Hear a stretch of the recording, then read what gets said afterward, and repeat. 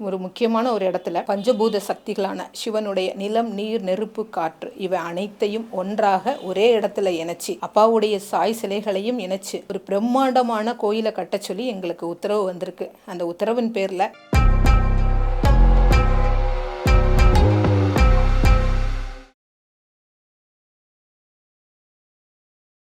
அன்பான ஆன்மீக அன்பர்கள் அனைவருக்கும் என்னுடைய ஆத்ம வணக்கம். நான் ஸ்ரீ மகாஸ்ரீ கருப்புசாய் ஆத்மாலயத்தின் குருஜி. இந்த ஆன்மீக அன்பர்கள் சேனலுக்கு நான் நிறைய வீடியோஸ்கள் கொடுத்துருக்கிறேன். அப்பா சாயினுடைய நிறைய விஷயங்களை நான் எடுத்து சொல்லியிருக்கிறேன். அதனுடைய அடுத்த கட்ட நிலை இந்த சேனலை பார்த்துட்டு நிறைய பக்தர்கள் என்னை தொடர்பு கொண்டு தேடி வந்து ஆத்மாக்களோட விஷயங்களும் சரி, அவங்களுடைய தொழில்களும் சரி, அவங்களுடைய மற்ற எல்லா விஷயங்களையும் நல்லபடியாக முடித்து ஆத்ம சந்தோஷத்தை அடைஞ்சிருக்காங்க. நிறைய பக்தர்கள் வந்து தெளிவடைஞ்சிருக்கிறாங்க. அதன் அடிப்படையில் அப்பாவுடைய அனுகிரகத்தோடு இது எல்லாம் நடந்தது.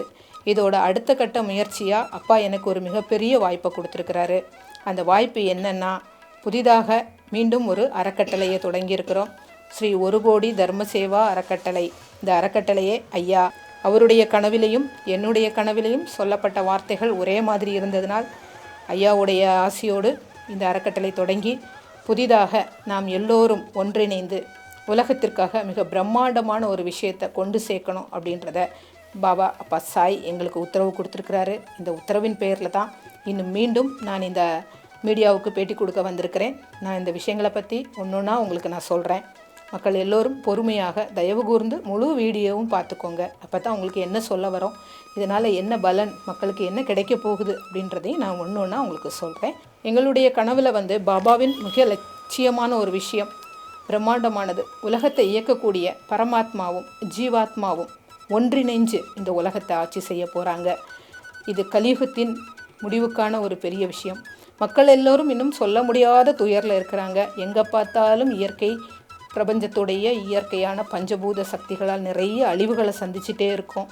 என்னன்னே சொல்ல முடியாத துளாத துயர், புயலாகட்டும், மழையாகட்டும், பனியாகட்டும், காற்றாகட்டும், இப்படி எண்ணிலடங்காத தொல்லைகளை நாம் சந்திச்சுட்டு தான் இருக்கிறோம். சரிங்களா? இதில் இருந்து மக்கள் யார் நல்லவங்க யார் கெட்டவங்கலாம் இல்லை, இயற்கைக்கு தெரியாது. சரிங்களா? எல்லோரும் இப்படி ஒரு கஷ்டத்தில் இருக்கும்போது இதை எல்லாமே சரி செய்கிறதுக்காக இறைவனிடத்தில் ஐயாவும் சரி நானும் சரி பிரார்த்தனைகள் வச்சு பார்க்கும்போது எங்களுக்கு வந்த விஷயங்கள் தான்.